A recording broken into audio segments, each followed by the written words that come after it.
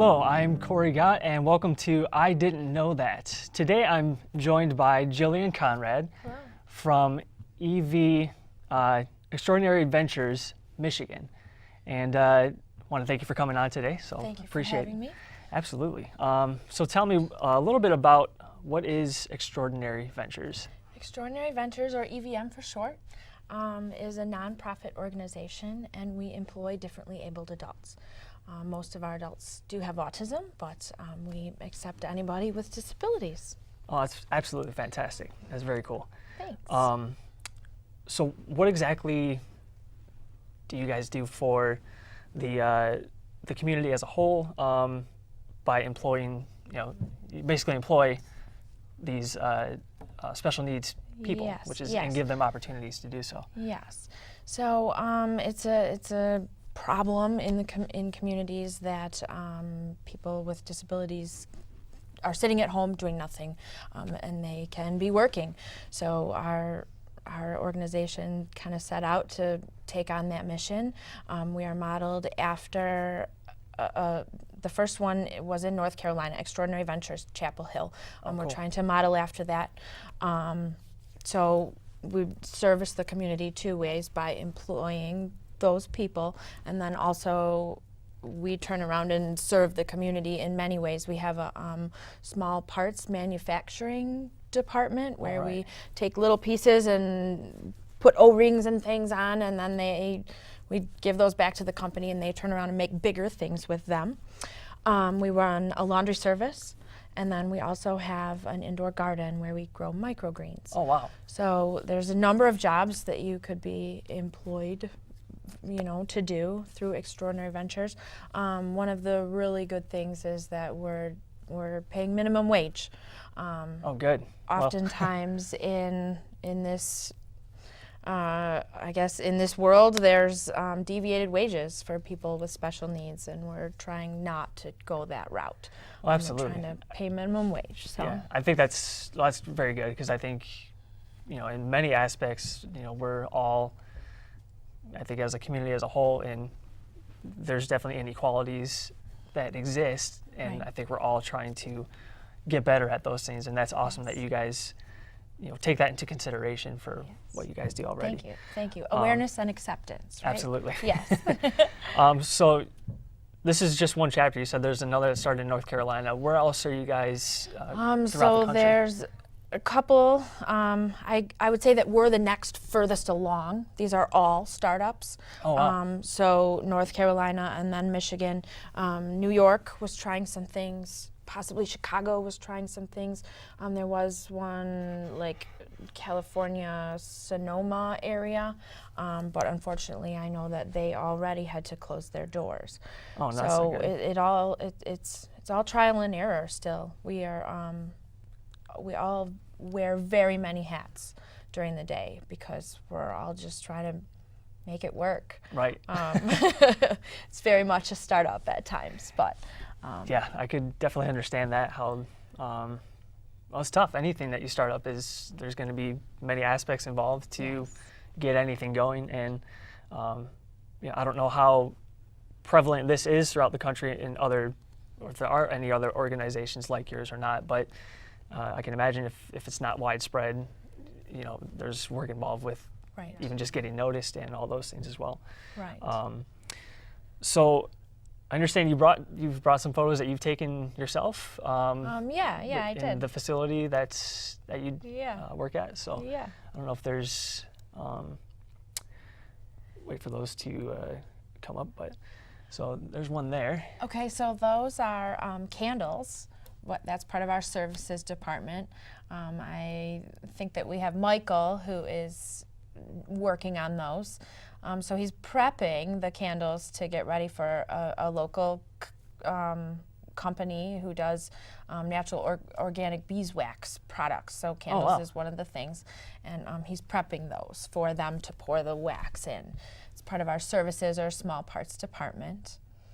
I think, there's Alex, and he works, he's working on dog food. There's a local wholesale and retail place called Healthy Dogma, and we fill the bags, get the boxes ready to ship out for them.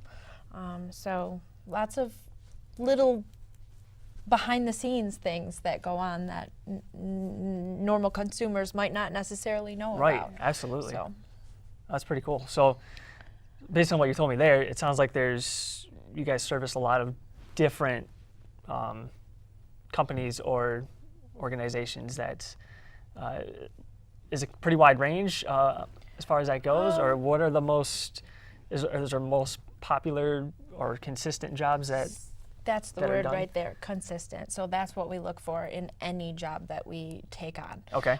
Consistency is key. Repetitive, short, successful jobs are really where people with autism can see success and feel good about what they're doing. So that repetition, that consistency is really important. So anything that we take on has to kind of have those qualities. A lot of times also think of maybe a hospital or a doctor's office that might have mailers or collating papers or even data entry. Oh yeah. A lot of times they can plug those in and there will not be an error. Where you or I might have some errors. A lot of times it's to perfection. That's fantastic to Yes. To have that, someone that just goes at it and gets it done They're right really as well. great employees. And exactly right. And they're rule followers, so things like being late and calling in sick, and a lot of that stuff doesn't happen. Yeah, we all know that goes sometimes for sure. They're great employees. So what made you get involved in the first place? Is there a backstory to how you got in? Yeah, kind of. Actually, I was a teacher of elementary age students with autism for 10 years. Oh, wow. In the Waterford School District, and before that I was an ABA therapist. Okay. With a few different little guys. So I've been in the field for probably 15 years or so now. I was kind of at a crossroads with my teaching career. I was finding that I knew that the skills these little guys needed to be successful in the adult world, I couldn't necessarily get to that in my classroom. Okay. They needed more real-world experience. I knew that there was more that they were going to need, and I was feeling this dilemma, and I heard about this employment thing.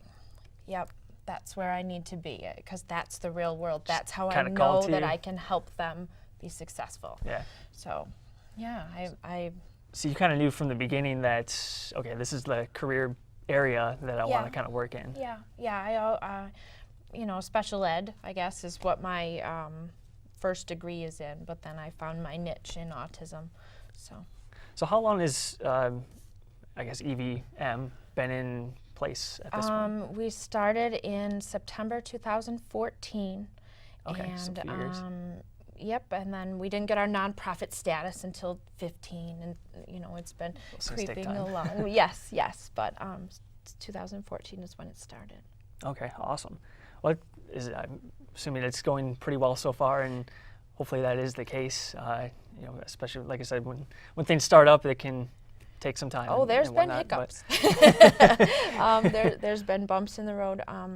Oftentimes, the hiccups though that we are experiencing are not just EVM hiccups. They're transportation as a whole, as a community problem is there. It affects us too. Yeah. The smart bus doesn't go all the way up to certain roads, and we are out here a little ways, so transportation is a thing. Job coaching is often a hiccup. I'm going to keep going with that word because that's all it is. We'll work through it, but it's a bump in the road. So the job coaching, oftentimes people need job coaches. Sometimes they don't, but those services are offered through something called Community Living Services, and actually we're going through a phase in Michigan right now. The laws are changing. So we are feeling the effects of those things. Some employees that used to have a one-on-one job coach can't have a one-on-one job coach anymore. Oh, no. Now they're going to a group job coaching situation, and the laws are changing. So we're still feeling the effects of those, and not quite sure yet how that's all going to shake out for us. Just So- day by day, as it Yep, come as it. flying by the seat of our pants.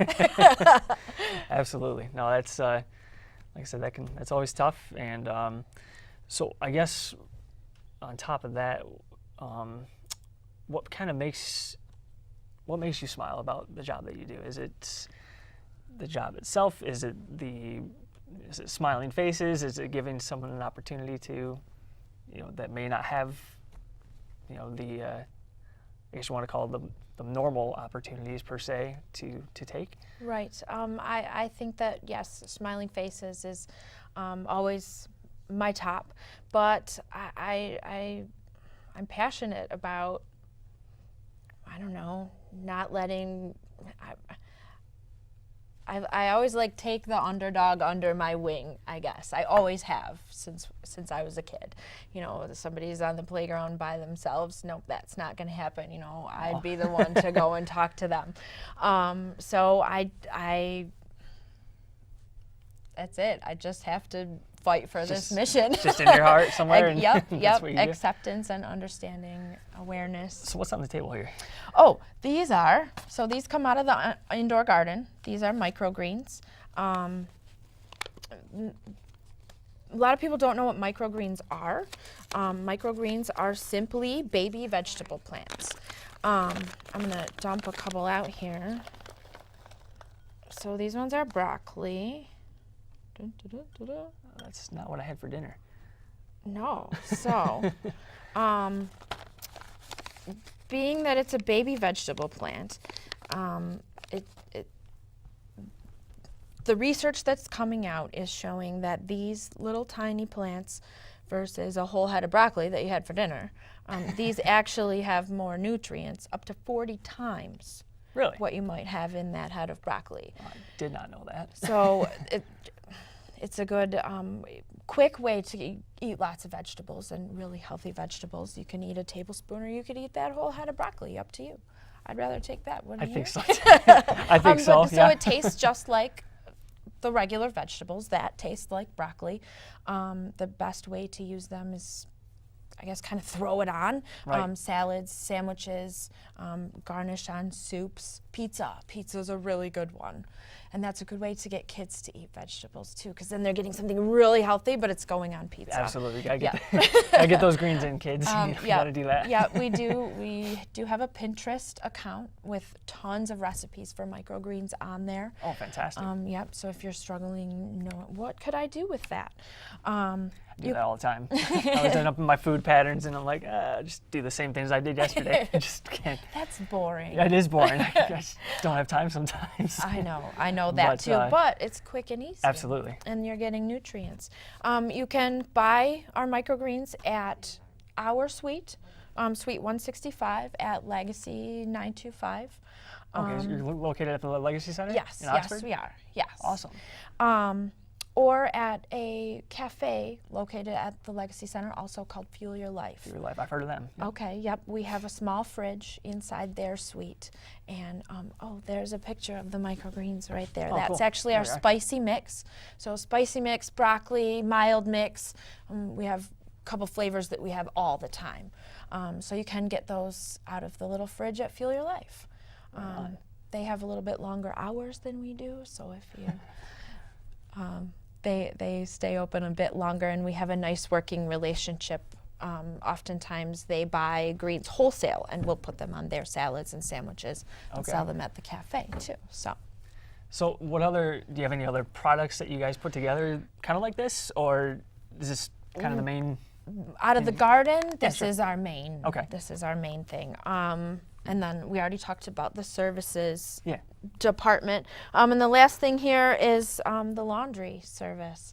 So we do lots of commercial laundry, but you can also bring household laundry, residential laundry, and you can buy a bag for $5.